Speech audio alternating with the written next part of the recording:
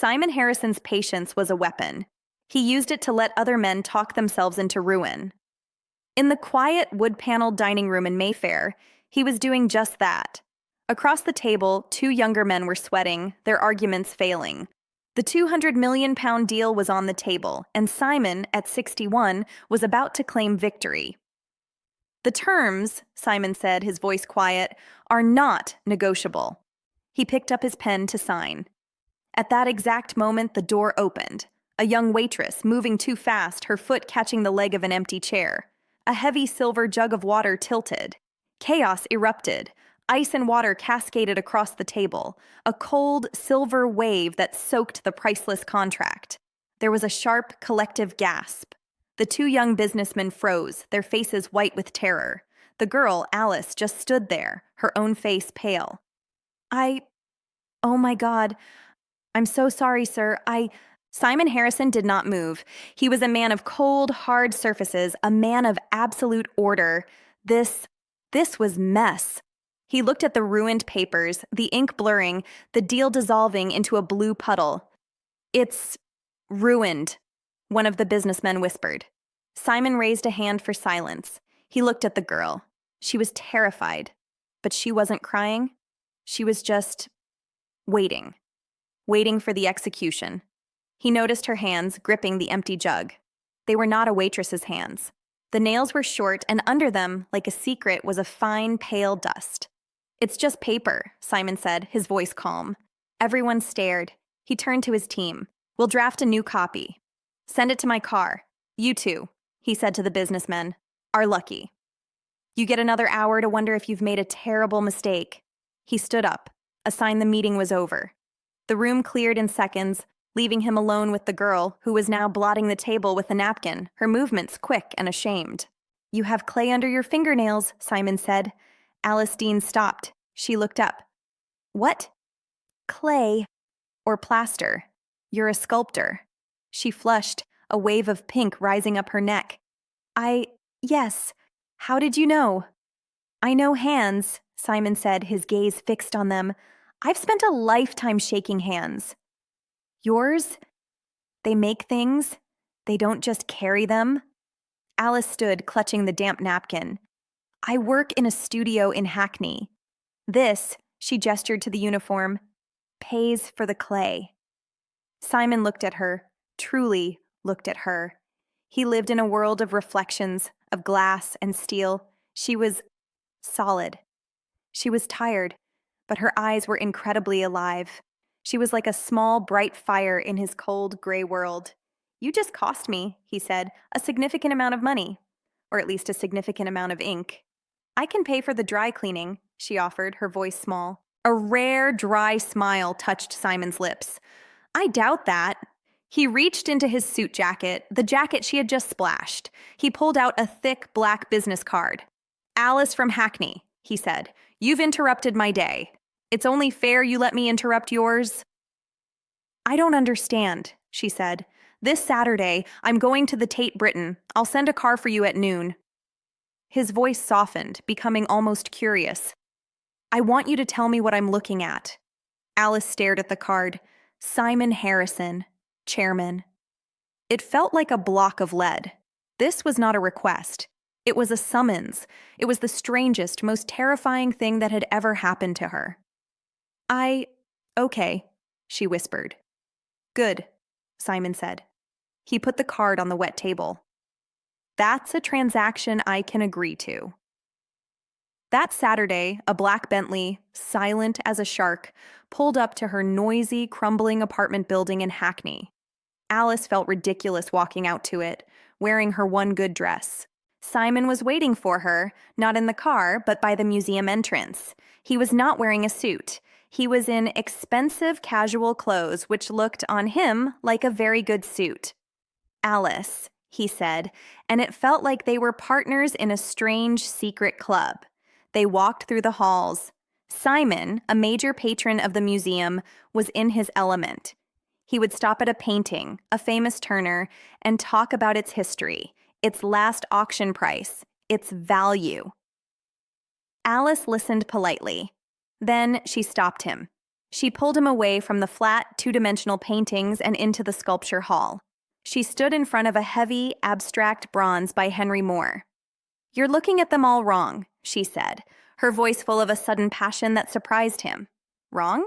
You're reading them, like they're contracts." She pointed at the bronze. "You can't read this.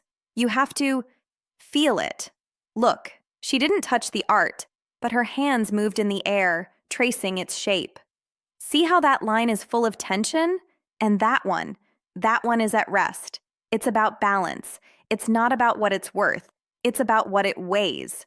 Emotionally. Simon was silent. He was fascinated. No one in his life spoke of tension and rest. They spoke of profit and loss. He was a man of two dimensions, paper and screens. She was a woman of three. She saw shape and weight and depth. "You see the world in 3D, he said, a strange note of discovery in his voice. "That's what sculpting is," she said, smiling, pulling something out of the flat. He made a decision. It felt less like a thought and more like a compulsion. "I want to see your studio." Her studio was one big, cold, glorious room smelling of wet earth, metal, and turpentine. It was a mess. Tools were everywhere. Sketches were nailed to the wall. And in the center, on a stand, was a work in progress. It was a figure of a man about 2 feet high, made of bronze. He was perfectly formed, his suit sharp, his face handsome. But he was trapped. He was encased from the shoulders down in a perfect, smooth block of plaster. Simon walked toward it. He felt a cold shock, a deep, unsettling recognition. It was as if the air had been pulled from his lungs. "This one," he said, his voice thick. "Oh, that," Alice said, wiping her dusty hands on her jeans. "That's just a new idea. I call it the chairman." Simon looked at her. Her face was open, innocent. She had no idea. She hadn't sculpted him. She had sculpted his life. "He's trapped," Simon said. "Or he's safe," Alice replied, her head tilted. "I can't decide. He's powerful, but he can't move. He's built his own perfect, beautiful prison." Simon stared at the sculpture. This girl in her dusty studio had seen him. She had seen the real him, the man inside the glass office, the man inside the cold marriage. "I'll buy it," he said. Alice laughed. "It's not finished. It's not for sale." "Everything is for sale," he said. He took out his checkbook. "How much, Alice?" "How much for your materials? How much for this building? How much to just be an artist? To not be a waitress?" Alice paled. She saw what this was, a transaction. "That's not how art works." "It's how the world works," he said. He wrote a check and tore it out. He didn't just hand it to her. He placed it on her workbench, next to a hammer. The number on it made her stop breathing. It was more money than she had ever seen. It was 5 years' worth of rent. It was freedom. "This isn't a purchase," Simon said, his voice softer, moving closer to her. "It's an investment. In you. I want to see what you make when you're not tired, when you're not carrying water." He was acquiring her, not her art, her. He was standing so close now she could smell the expensive wool of his coat, a faint scent of cedar. She looked at the check. She looked at his face, the face of a lion who always got what he wanted. "You'll have to come and see its progress," she whispered. "I will," he said. He didn't leave. The air in the cold studio was electric. He raised a hand as if to touch the sculpture, but touched her face instead. His fingers, warm and dry, brushed the clay dust from her cheek. "You," he said, his voice rough. "You are real." He leaned in and kissed her. It wasn't a gentle kiss. It was a kiss of desperation, of a man suffocating who had just been offered air. It was a transgression, a collapse of all his rules. It was a drowning. The affair began in that moment. It was quiet, serious, and absolute. Simon did what he did best. He managed the risk. He acquired a small, stunning apartment in a quiet mews near Regent's Park. He told Alice it was her new studio. It was. But it was also their world. A gilded cage, beautiful and safe. He had it filled with everything she needed. The best clay from Italy, a new kiln, tools she had only dreamed of. And he bought her books, first editions of poetry. He found he loved sitting in a chair, the light falling on her hands, watching her work. He loved the smell of the clay. It was the only real thing in his life. She, in turn, began to read the books from his world. She found a copy of T.S. Eliot's The Wasteland on his desk in the apartment. "This is horrible," she said one evening, lying on the floor, the book open. "It's a masterpiece," he said, sipping a glass of wine. "It's so sad," she said. "It's all broken pieces. These fragments I have shored against my ruins. It's about a man who can't feel anything. He's just collecting junk to prove he's alive." Simon went very still. He looked at her, then at the shelves of expensive, unread books he had bought her. "It's just literature, Alice." "No," she said, sitting up. "It's you." He began to change. At the bank, his partners noticed. Simon, normally a man of iron control, was distracted. He made a small mistake on a merger, something he hadn't done in 30 years. He seemed softer, less present, but also more volatile.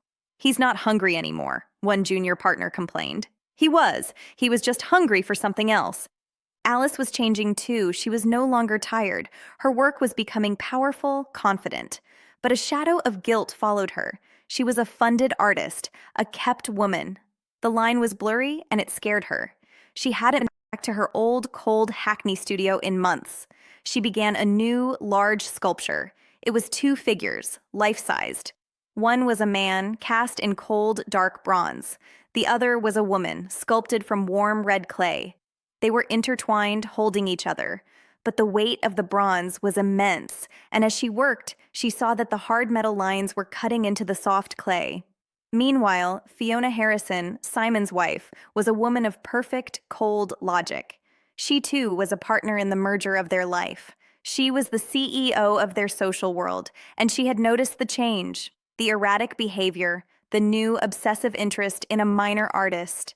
It wasn't another woman. She was used to that in the early years. It was the art. Simon had brought the chairman home. It sat on his private desk. Fiona looked at it every day. It was a brilliant, brutal piece of work. She was a smart woman. She understood exactly what it meant. She didn't cry. She didn't shout. She researched. She did not confront Simon. That was not how she operated. That was a negotiation from a position of weakness. Instead, she went to the source. One afternoon, Alice was working in the music studio. The bell rang. She assumed it was Simon. She opened the door. A tall, elegant woman stood there, her blonde hair perfect. She was beautiful, sharp, and cold as the glass in Simon's office. "Alice Dean, I presume?" the woman said. "I'm Fiona Harrison." Alice's heart stopped. The blood drained from her face. "May I come in?" Fiona said. It wasn't a question. She walked into the studio. Her eyes took in everything. The expensive kiln, the shelves of books, and finally, the large, new sculpture. The bronze man, the clay woman. "This," Fiona said, "is unsubtle, but very good." "What? What do you want?" Alice's voice was a whisper. Fiona turned to her. There was no anger in her eyes. There was something far worse. Boredom. "I've come to discuss the terms of your arrangement," Fiona said, as if she were at a bank. "Simon is a collector. He collects companies, he collects art, and he collects novelties. You are a novelty, my dear, a very talented one, but the novelty is wearing off." "You don't know him," Alice said, the classic weak defense. "I am his chief partner. I have been for 35 years. I know the exact value of every asset in his portfolio, including you." Fiona walked over to the sculpture. "He has invested a great deal in you. This apartment, the materials, the stipend, it's a significant sum." "I never asked for that."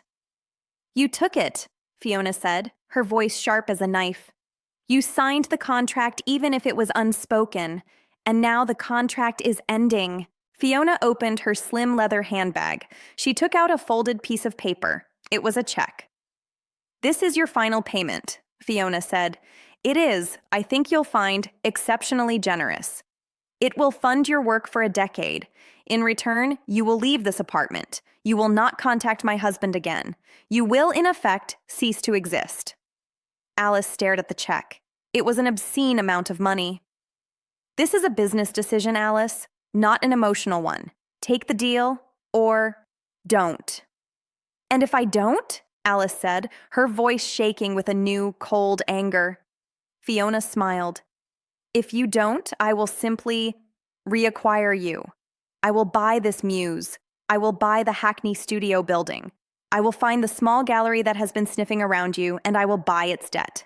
I will buy every gallery that shows your work, and I will have your art put in a storage locker. You will be a waitress for the rest of your life. Do you understand me?" It was a hostile takeover. "You have 24 hours to decide," Fiona said. She placed the check on the workbench in the exact same spot where Simon had left his first one. She walked out, leaving Alice alone with the two figures, bronze and clay. Alice was on fire. She was terrified, but more than that, she was furious. She was an asset, a novelty, a failed acquisition. She did not cash the check. She did something else. She called Simon. "I'm not going to be your secret anymore," she said. "Alice, what are you talking about? Fiona, I know, she came here, she tried to buy me, Simon, like you did." There was a long, heavy silence on the line. "Stay there," he said, his voice suddenly cold. "I'm coming." "No," Alice said, "I'm coming to you." That night was the bank's annual winter gala, held appropriately at the Tate Modern. It was the absolute center of Simon's world. Business, art, and power, all under one roof. Alice put on her one good black dress. She took a taxi to the museum. She didn't have a ticket. She walked past the security, who were so used to confident rich people that they didn't dare stop her. She walked into the main turbine hall. It was filled with hundreds of people in tuxedos and gowns. She saw him across the room standing with Fiona. He looked like a king. Fiona beside him was a queen of ice. Simon saw her. His face, for the first time in his life, showed pure panic. He excused himself and strode toward her, grabbing her arm. His grip was painfully tight. He pulled her out of the main hall into a side gallery that was dark and empty. "What in God's name are you doing?" he hissed. His voice was cold, angry, the voice of the chairman. "I came to see your world," Alice said, her voice shaking but strong. "The one I'm not allowed in." "This is not a game, Alice. This is my life. This is my business. You are a risk I cannot manage right now." The word hit her like a physical blow. A risk. "A risk," she repeated. "Is that all I am? A bad investment? A line item you have to hide? You don't understand." "I understand perfectly," she said, tears of anger in her eyes. "You hide in your glass box. You hide in your cold marriage. And you hide me. You buy me books about broken men, but you are the broken man. You're just fragments, Simon. Pieces you've shored against your ruins." She was throwing his favorite poem back in his face. "That's enough," he said, his voice deadly. "No, it's not. I love you, and you love me. But you love your prison more." He had no answer. He just stared at her, his face a mask of conflict, of pain and rage. "Simon, darling." Fiona's voice cut through the darkness. She was standing in the doorway, perfectly calm. "Our guests are waiting," Fiona said. She looked at Alice, a brief, dismissive glance. "You must be the artist. Your work is so raw, so unfinished." She held out her hand to her husband. "Simon, come." It was a choice. His world or her. His prison or her love. Simon looked at Alice. His face was a tragedy. He said nothing. He turned, walked to his wife, and took her arm. Fiona gave Alice one last triumphant smile. They walked away, their footsteps echoing on the hard floor, leaving Alice alone in the dark. She stood there for a long time. Then she turned and walked out. She went back to the muse. She looked at the giant sculpture, the bronze man, the clay woman. She picked up a large, heavy sculpting hammer. She looked at the clay figure, her own image. It was soft, weak, and being crushed by the bronze. "Unfinished," she whispered. She raised the hammer and brought it down, not on the bronze, on the clay. She smashed her own image, shattering it into 100 pieces, separating it, freeing it from the man's cold, hard embrace. 1 year later, the name Alice Dean was on the lips of the London art world. A small, independent gallery in East London was packed. It was her first solo exhibition. The show was called The Acquisition. Simon Harrison walked in, alone. He was still the chairman. He was still married. His world was exactly the same, but he was hollow. He saw Fiona's check, the one she had left for Alice, framed on the wall. It was ripped in half. The title of the piece was The Offer. He walked through the crowded room, and then he saw it. At the far end, on a large white platform, was the centerpiece. On one side stood the life-sized bronze man, just as she had made him. He was perfect, powerful, and utterly alone. On the other side, separated by a wide, empty space, were the broken pieces of the clay woman. But they were not a mess. Alice had taken every single fragment, fired it in the kiln, making it hard, permanent, and then glazed each one in a brilliant, fiery red. She had arranged them, a beautiful, exploded mosaic of a woman, reformed and stronger. It was no longer a tragedy, it was a resurrection. The title of the piece was The Failed Acquisition. He stood there, unmoving, for a long time. He had not truly seen her that day in the museum. He had seen a possession. He finally saw her now. Simon. He turned. Alice was standing there. She was not the girl from the cafe. She was a woman. Her hair was back. Her hands were clean. Her eyes were calm. Alice, he said. His voice was rough. They looked at the sculpture together. You finished it, he said. I had to, she said. I had to fire the pieces, to make them strong. It's magnificent, he said. He looked at the bronze man, his prison. Is it for sale? Alice gave him a small, sad, gentle smile. Some things aren't, Simon, she said, but you can come and visit him, if you like. He understood. He had acquired everything in his life. He had built a fortress of steel and glass, and he would die in it. She had taken her broken pieces, her ruins, and built a home. He nodded, a sharp, quick gesture of concession, a final transaction. Congratulations, Alice, he said. He turned and walked out of the gallery, past the crowds, out into the cold London night, a ghost returning to his perfect, empty home. Alice watched him go, then turned back to her art, whole and free.